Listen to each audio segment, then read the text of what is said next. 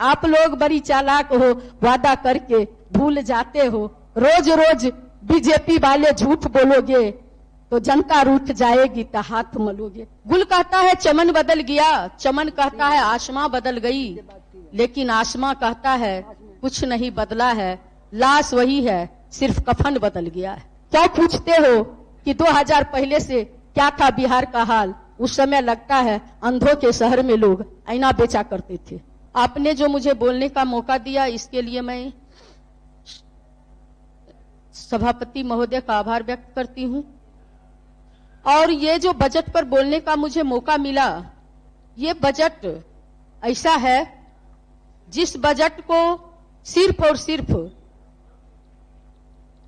ये चुनाव का दिखावा बजट कहा जा सकता है।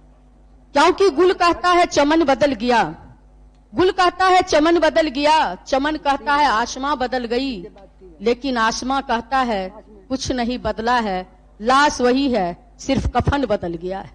ये वही घिसा पीटा जो आज तक आपने सदन में प्रोजेक्ट करते आए हैं, डाटा का अंबार लगाते आए हैं, और उस डाटा में जमीनी हकीकत कुछ और है।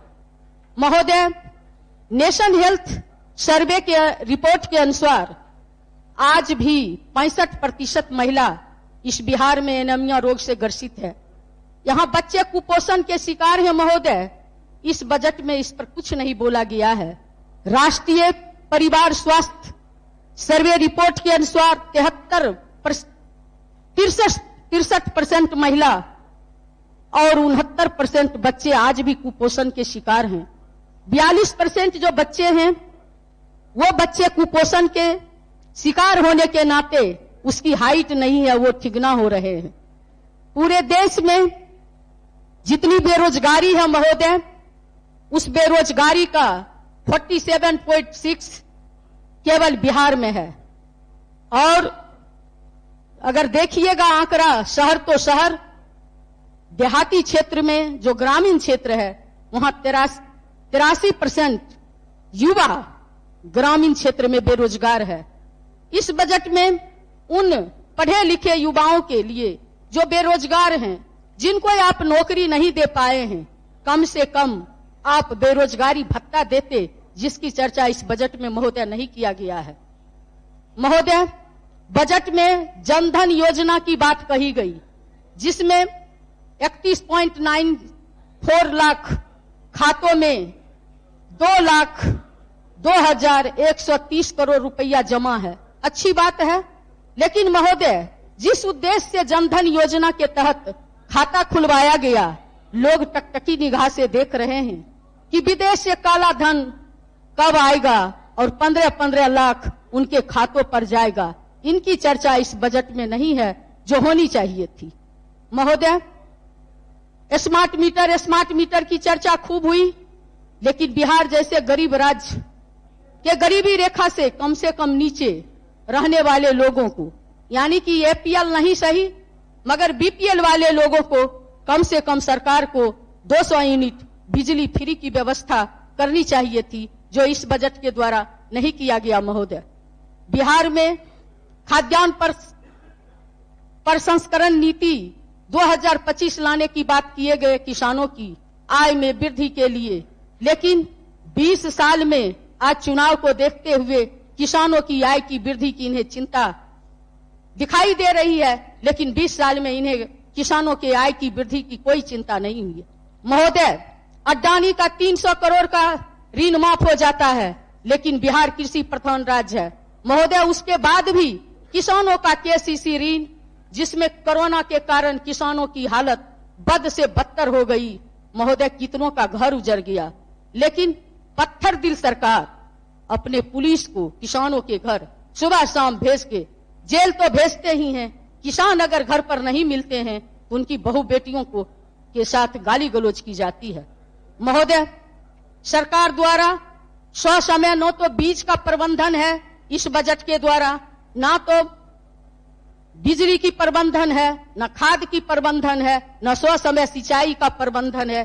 खेती के लिए कम से कम कृषि प्रधान राज्य होने के कारण, गरीब राज्य होने के कारण कम से कम किसानों को तो आप बिजली फ्री देने की बात करते इस बजट में तो बहुत अच्छा होता। तुम कत्ल करते हो तो कुछ नहीं होता, हम आग ही भरते हैं तो हो जाते हैं बदनाम। महोदय, 2005 के पहले वाली सरकार के बारे में हमेशा बोला जाता है, लेकिन ड्रॉप आउट बच्चों की संख्या मैं बताना चाहती हूं। ड्रॉप आउट बच्चों की संख्या 1990 में 11% थी, लेकिन 1990 से 2005 के बीच 3% घटकर हो गया। लेकिन महोदय, आज बहुत दुख के साथ कहना पड़ रहा है कि आज 2025 है, लेकिन आज ड्रॉप आउट बच्चों की संख्या 41.9% है और इस बजट में इसकी कोई चर्चा नहीं की गई। महोदय, मैं कहना चाहती हूं कि 29,000 कर्ज जब देखती है कि मेरा बच्चा पैदा लेगा, मैं इस सदन के माध्यम से कहना चाहती हूं कि बिहार की मां घबरा जाती है, मेरा बच्चा भी पैदा लेगा, पेट में पलने वाले बच्चों के ऊपर भी 29,000 पर बच्चे पर जो है कर्ज इस सरकार ने देने का काम किए। ये कर्ज कैसे घटेगा बिहारी के ऊपर से, इसकी कोई चर्चा इस बजट में महोदय नहीं की गई है। कृषि में मात्र 3500 करोड़ का रखा गया है, लेकिन मुख्यमंत्री प्रगति यात्रा पर 300 करोड़ खर्च होता है। प्रधानमंत्री के एक दिन यात्रा पर 1600 करोड़ खर्च होगी, लेकिन इन नेताओं की अगर यही कृपा प्राप्त रही तो बिहार जो है नीति आयोग की रिपोर्ट में हमेशा नीचे पायदान पर खड़ी मिलेगी। महोदय, मैं दावे के साथ और दुख भरे आवाज में कहना चाहती हूं कि बिहार के लोगों ने 2014 में देश के प्रधानमंत्री को 40 में से 39 सीट देने का काम किए। चंद्रबाबू नायडू आते हैं और 2 लाख करोड़ केंद्र से ले गए, लेकिन इस बजट में यह नहीं बताया गया कि बिहार को नीति आयोग की रिपोर्ट में 1 नंबर पर लाने के लिए कितना विशेष पैकेज मिला और कब विशेष राज्य का दर्जा मिलेगा। महोदय, मैं कहना चाहती हूं, ऑनलाइन बहुत बातें होती है, लेकिन एक छोटा सा उदाहरण बताती हूं। पैक्स के जो अध्यक्ष होते हैं, वो अगर अन्य किसान जाकर के ऑनलाइन करते हैं तो उनका नाम नहीं आता है, लेकिन पैक्स के अध्यक्ष के माध्यम से उनका नाम, जो चाहते हैं अपने चहेतों को, उसका नाम जुड़ जाता है। ये किस प्रकार का ऑनलाइन है महोदय? इस बात की भी चर्चा इस बजट में नहीं की गई है। दुनिया के किसी भी देश में महोदय 18% टैक्स शिक्षा पर नहीं है, लेकिन मैं उस देश में पैदा ली। आखिर मैं LLB PhD हूं केमिस्ट्री से, लेकिन मुझे दुर्भाग्य कहिए दुख के साथ बोलना पड़ रहा है कि 18% जीएसटी नहीं, 18% टैक्स इस देश के शिक्षा पर है। कैसे आप बोल सकते, कैसे शिक्षा एक समान होगा महोदय? महिला सशक्तिकरण की बात हो गया, कहा जाता है कि महिला सशक्तिकरण की बात हर लोग बोलते हैं महोदय, लेकिन मिड डे मील की महिला हो, चाहे आशा बहू हो, चाहे ममता बहन हो, चाहे जीविका बहन हो, चाहे आंगनबाड़ी सेविका सहायिका हो, सभी बहनों के मानदेय बढ़ोतरी पर इस बजट में कोई चर्चा महोदय नहीं दिखाया गया है। दिल पर हाथ रखकर मैं इस सदन को कहना चाहती हूं कि दिल पर हाथ रखकर आप सोचिए कि अगर किसी पुरुष को 1600 और 1500 रुपया में काम करने के लिए कहा जाएगा, क्या आप करने के लिए तैयार होंगे? नहीं होंगे। तो उन गरीबों के बारे में भी सोचने का काम करें। जबकि सरकार ने महिलाओं के, आप कहते हैं कि महिलाओं को के बारे में हमेशा बोलते हैं, लेकिन मैं कहना चाहती हूं सदन के माध्यम से कि 1600 और 1500 रुपया पर आशा बहू हो, चाहे वह जो है मिड डे मील की महिला हो, काम करती है, आपने तो उसे भी बेसिंगार करने का काम किया है। आपने काजल पर, बिंदी पर, लिपस्टिक पर, सिंदूर पर, यहाँ एस्नो पर, पाउडर पर, सभी चीजों पर आपने 18% GST लगाने का काम किया। और इस कमर तोड़ महंगाई में अगर उस महिला को कम से कम 2500 रुपया दे देते तो शायद मां बहन का मान बढ़ जाता। मैं इस बजट में कहीं पर दिखाई नहीं पड़ी। महोदय, विधवा पेंशन जो 400 रुपया मात्र है, वो भी समय पर नहीं मिलता है। एक दो बच्चों के साथ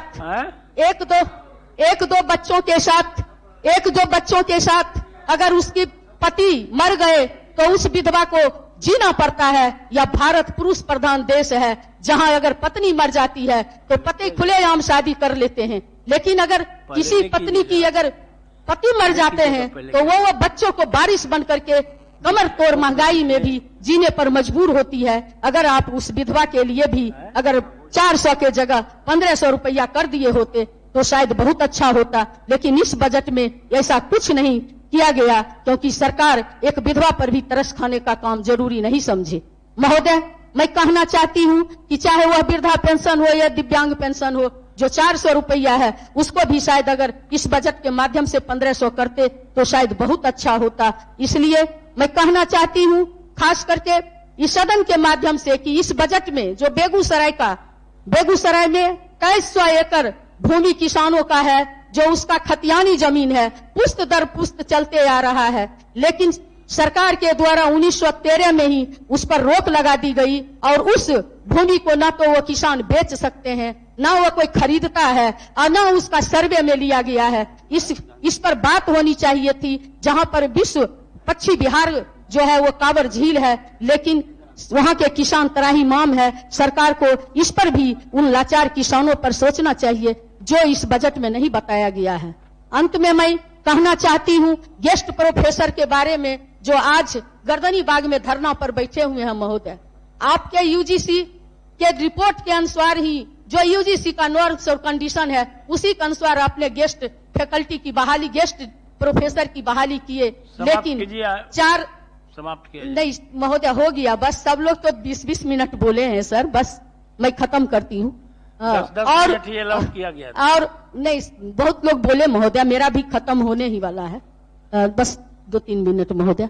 अंत में मैं यही कहूंगी कि उन गेस्ट फैकल्टी के जो गेस्ट प्रोफेसर हैं, जिनकी बहाली आपके ही यूनिवर्सिटी ने किया है, उनको एक मान देते हो जाए कि इतना ही, जितना आप चाहते हैं एक तय कर दीजिए, उतना ही देंगे। और 65 साल जिस तरह से प्रोफेसर को जो 65 साल के बाद रिटायर करते हैं, तो आप तय कर दीजिए कि 65 साल तक उसको कोई नहीं हटाएगा, क्योंकि जब मर्जी होता है 6 साल 7 साल पढ़ाने के बाद आप उसको हटा देते हैं, जो उसके लिए काफी दुर्भाग्यपूर्ण है। इस पर महोदय इस बजट में कोई विचार नहीं किया गया। न तो वित्त रहित जो शिक्षक हैं, संस्थान है, उस पर कोई विचार किया गया। 55 साल से कोई ढंग का वित्तीय सहायता नहीं दिया जा रहा है। महोदय, ये दुर्भाग्यपूर्ण है। 18% आरक्षण की चर्चा हमेशा की जाती है। महोदय, जननायक, चूंकि मैं अति पिछड़ा समाज से आती हूँ, अति पिछड़ा की बेटी हूँ, मैं बताना चाहती हूँ सदन के माध्यम से, जो इस बजट में नहीं दिखाई पड़ा मुझे, कि 12% आरक्षण अति पिछड़ा को जननायक कर्पूरी ठाकुर ने दिए थे और 14% आरक्षण बाबू लालू प्रसाद ने दिए, 18% आरक्षण राबड़ी मैडम ने दिए। बिहार सरकार के द्वारा कई जातियों को अति पिछड़ा में शामिल किया गया, लेकिन आरक्षण का कोटा नहीं बढ़ाया गया।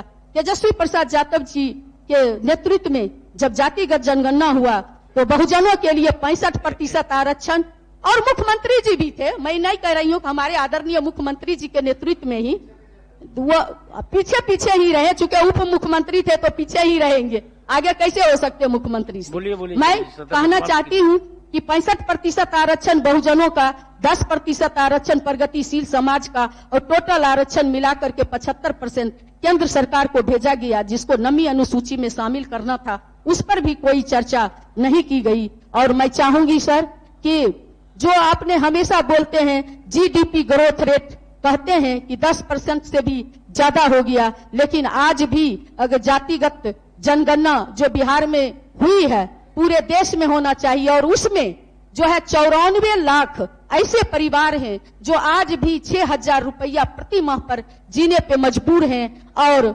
मैं कहना चाहती हूं महोदय कि ये जो आपका जो ब्लॉक में जो आय प्रमाण पत्र बनाते हैं, वो 1 लाख से नीचे बनाने के लिए तैयार नहीं होते हैं, तो इस पर भी बजट में कोई चर्चा नहीं की गई है। क्यों? मैं कहना चाहती हूं एक चीज और महोदय, कि आप लोग क्या पूछते हो कि 2000 पहले से क्या था बिहार का हाल। उस समय लगता है अंधों के शहर में लोग आईना बेचा करते थे।